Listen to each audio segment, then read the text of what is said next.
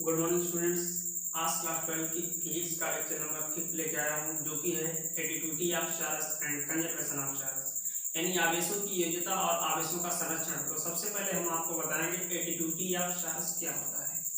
Important topic है दोनों। तो सबसे पहले हम बात करेंगे एडिटिविटी ऑफ चार्ज। ध्यान से समझना।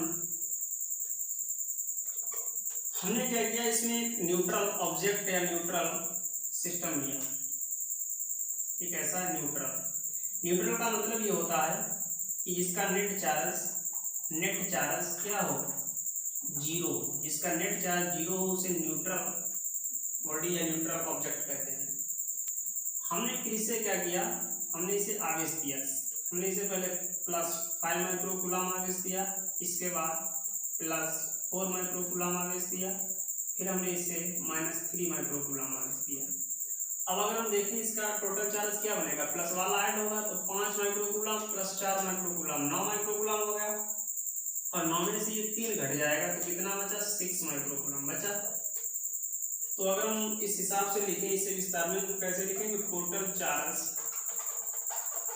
Total charge is equal to +5 microcoulomb +4 microcoulomb -3 microcoulomb. इसको मतलब प्लस वाले ऐड किया, माइनस वाले घटा दिया। 5 4 9 और 3 घट जाएगा, कितना बचा, 6 माइक्रोकूलम। इससे क्या क्लियर होता है, जरा ध्यान से समझना।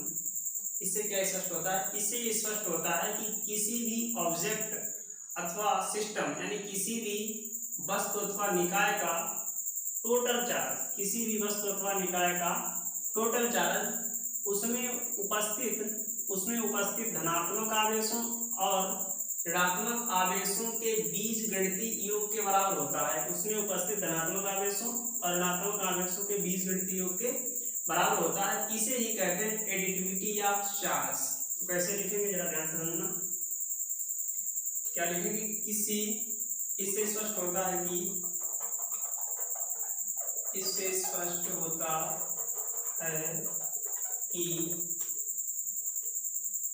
किसी वस्तु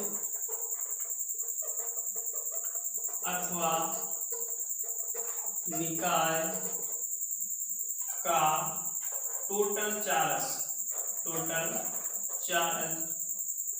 उसमें उपस्थित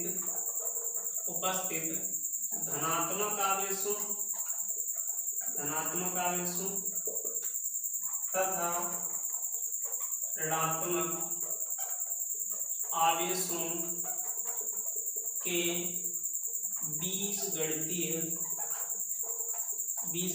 योग के बराबर होता है।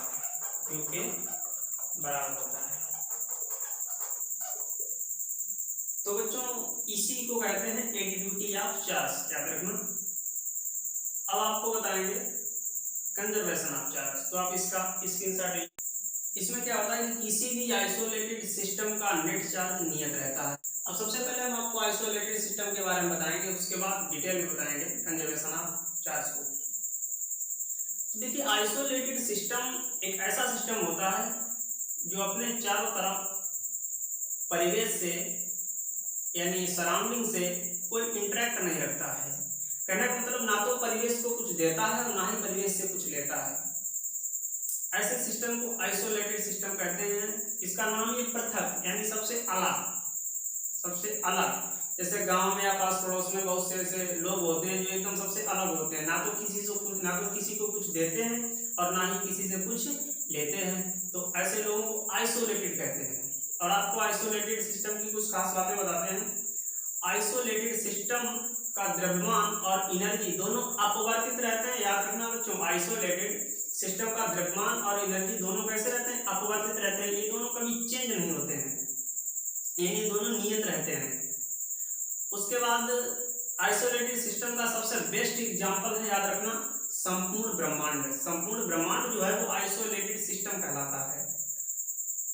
अब आपको बताते हैं कि आइसोलेटेड सिस्टम, और एक एग्जांपल इसका आपको बता दें, जैसे गैस में जो सिलेंडर में जो गैस भरी होती है तो उसके अंदर जो पार्टिकल होते हैं आपस में तो एक दूसरे से इंटरेक्शन करते रहते हैं, लेकिन क्या गैस के पार्टिकल सिलेंडर के बाहर जो चारों तरफ परिवेश है क्या उससे इंटरेक्ट करते हैं? नो, नहीं करते हैं ना।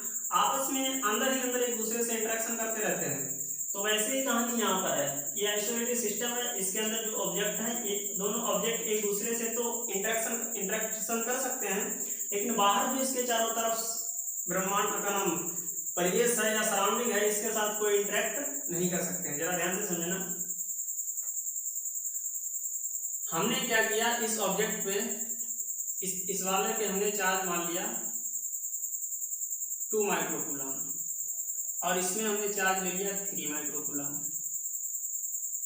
अगर अब हम कहें कि इस आइसोलेटेड सिस्टम का नेट चार्ज क्या होगा, अगर हम इसके नेट चार्ज की बात करें तो कितना होगा, 2 माइक्रोकूलम प्लस 3 माइक्रोकूलम बराबर कितना होगा, 5 माइक्रोकूलम। पहली कंडीशन में आइसोलेटेड सिस्टम का नेट चार्ज 5 माइक्रोकूलम। दोबारा हमने क्या किया, अगेन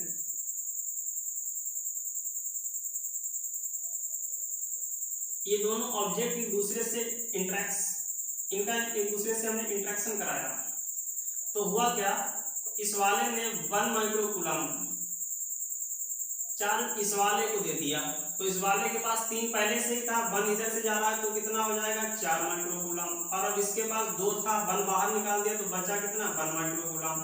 अब अगर हम इसका नेट चार्ज देखें तो नेट चार्ज क्या रहेगा बच्चों, 1 माइक्रोकूलम प्लस 4 माइक्रोकूलम यानी 5 माइक्रोकूलम। तो हम क्या देख रहे हैं कि आइसोलेटेड सिस्टम का जो है वो नेट चार्ज पहली कंडीशन में 5 माइक्रोकूलम, दूसरी कंडीशन में भी 5 माइक्रोकूलम, यानी आइसोलेटेड सिस्टम का नेट चार्ज नियत है, सेम आ रहा है, इसको कहते हैं नियत कांस्टेंट। तो इसी को कहते हैं कंजर्वेशन ऑफ चार्ज, यानी आवेश का संरक्षण। ना तो आवेश उत्पन्न किया जा सकता है और ना ही नष्ट किया जा सकता है। इसका आपको एक दूसरा एग्जाम्पल बताते हैं। इसका एक एग्जाम्पल बता रहे थे कि जब एक इलेक्ट्रॉन और एक पॉजिट्रॉन आपस में एक दूसरे के अत्यधिक निकट आते हैं तो ये परस्पर एक दूसरे से संयोग कर लेते हैं, और संयोग करने के बाद एक दूसरे को नष्ट कर देते हैं, और नष्ट करने के बाद जस्ट इनके स्थान पर 2 कैंडिडेट्स का जन्म होता है, समझो उनको हम फोटॉन कहते हैं। कैसे होता है, जरा ध्यान से समझना ये कहानी। जैसे कि ये कोई इलेक्ट्रॉन है, जन्म कह दिया हमने मजाक में समझाने के लिए, याद रहे आपको, लेकिन जन्म शब्द यूज नहीं कर सकते।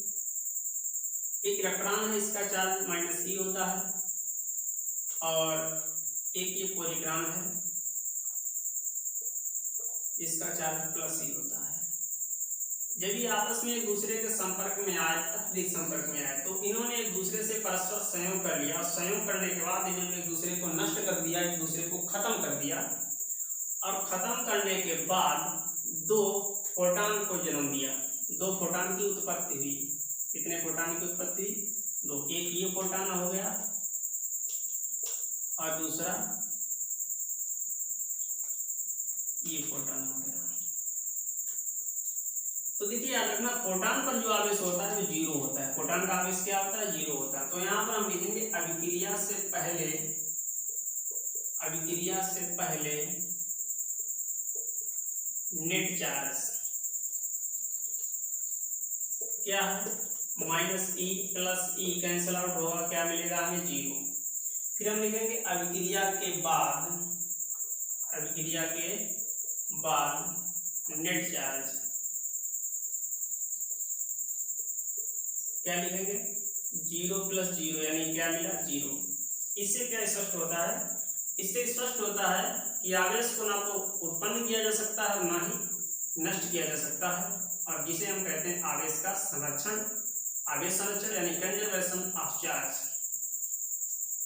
अब बच्चों हम कंजर्वेशन ऑफ चार्ज की डेफिनेशन लिख रहा हूँ, जिसे आप लोग कॉपी पर नोट कर लेना। तो आज के लिए इतना ही।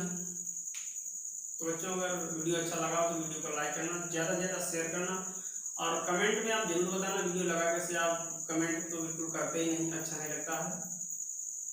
Thanks for watching.